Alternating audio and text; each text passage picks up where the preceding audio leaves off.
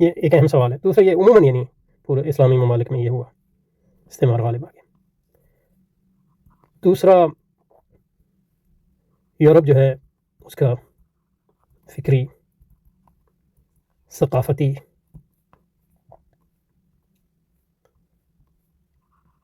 غلبہ. تو سوال پیدا ہوتا ہے کہ مسلمان اس ایریا دونوں اس میں مغلوب ہیں. یہ کیسے ہو سکتا ہے کہ آپ مسلمان ہیں اور آپ مغلوب ہیں؟ تو غلبہ اور مغلوب ہونے کا ایک مادی تصور ہے ایک معنی میں.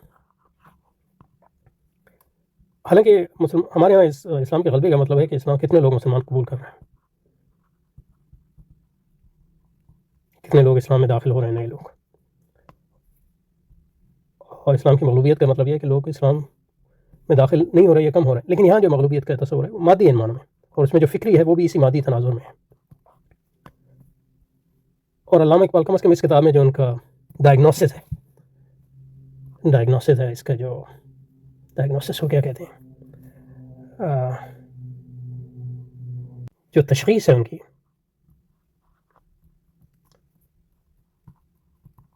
وہ یہ ہے کہ مسلمانوں نے جو ہے، اور ظاہر ہے جو مغرب کا فکری غلبہ ہے اس میں دو چیزیں ہیں، سائنس اور ٹیکنالوجی. کہ لوگوں کے خیال میں ٹیکنالوجی کی وجہ سے ہی شکست ہوئی ہے مسلمانوں کی یورپ، جو بالکل یعنی صحیح نہیں ہے. مطلب یعنی کیونکہ جب انگریز ہندوستان میں آئے تو ان کی ٹیکنالوجی کوئی اتنی ایڈوانس نہیں تھی. 20ویں صدی میں ایڈوانس ہوئی، لیکن اس سے پہلے تو جو اسپیسیفک شکست کے اسباب ہیں ان کو جاننے کے بجائے عمومی اسباب بیان کیے جاتے ہیں. یعنی اسپیسیفک ملٹری کیا اسباب تھے اس کو پہ اتنا زور نہیں دیا جاتا، بلکہ عمومی تشخیص کی جاتی ہے. اس تشخیص کے جو دو جو ہیں، جمود اور حرکت. کیونکہ علامہ اقبال کے ہاں اور ہیگل کے ہاں بھی حرکت جو ہے وہ زندگی جو ہے وہ زندگی کی علامت ہے، اور جمود و سکون جو ہے وہ زندگی سے عاری ہونا ہے، موت کی علامت ہے. اور جو یہ حرکت ہے یہ اس کی ایک سمت ہے، اور وہ سمت وہی ہے کہ جو روح کائنات ہے وہ اپنا اظہار کر رہی ہے. اور روح کائنات کا جو اظہار ہو رہا ہے وہ علم کے میدان میں، سائنس اور ٹیکنالوجی کی سطح پہ ہو رہا ہے. اور مسلمان اس میں پیچھے رہ گئے ہیں، تو اس لیے وہ شکست کھائیں. کہتے ہیں کہ یہ اصل میں ہماری میراث تھی اسپین وغیرہ سے، اور اس میراث کو ہم نے اس لیے کھو لیا کہ ہمیں جمود طاری ہو گیا، فکری جمود طاری ہو گیا، اور ہم نے نئے خیالات جو ہے پیدا کرنے چھوڑ دیے، اجتہاد جس کو یہ لوگ کہتے ہیں. تو یہ عمومی تشخیص ہے، جس کی مطلب یہ ہے کہ اس میں دو چیزیں، ایک تو یہ عمومی ہے، کوئی اسپیسیفک تاریخ میں جا کے وہ دیکھتے نہیں ہیں کہ اصل میں ہوا کیا ہے، کیا اسباب تھے وغیرہ، اور مقامی کیا اسباب تھے وغیرہ وغیرہ. اور اس کو عمومی ایک فلسفہ تاریخ بنایا جاتا ہے کہ جو لوگ جو ہے علم، اور علم سے مراد یہاں سائنس ہی ہے، اور ٹیکنالوجی اور ترقی کی راہ میں گامزن ہیں، حرکت کرتے ہیں، حرکت میں برکت ہے. اور جمود کا مطلب یہ ہے کہ پرانے خیالوں پہ ڈٹے رہنا، یہ جمود ہے، نئے حالات کا مقام. اب ظاہر ہے اس میں کچھ نہ کچھ سچائی ہے، لیکن ایک عمومی جو فلسفہ تاریخ ہے اس کے لحاظ سے جو ہے اس میں ایک مجرد تصور ہے، اس میں اسپیسیفسٹی یعنی جو اسپیسیفسٹی کو کیا کہتے ہیں،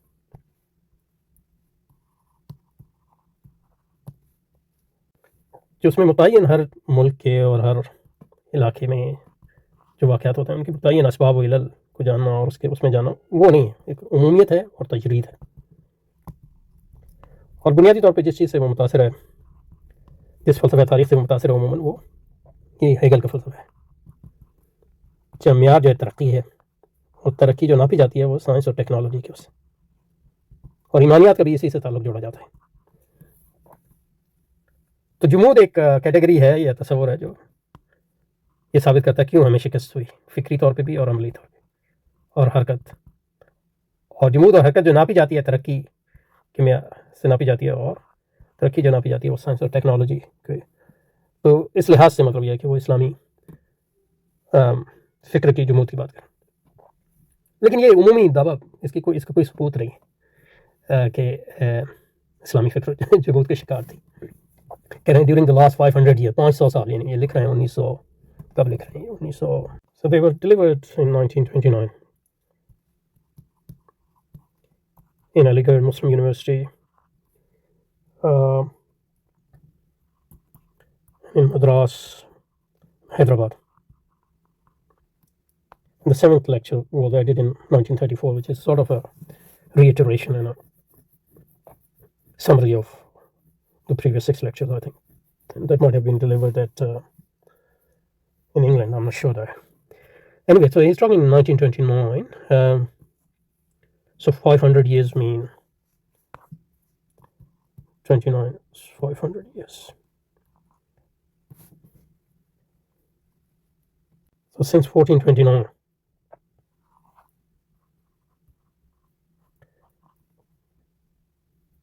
Muslim thought is basically stationary, is saying.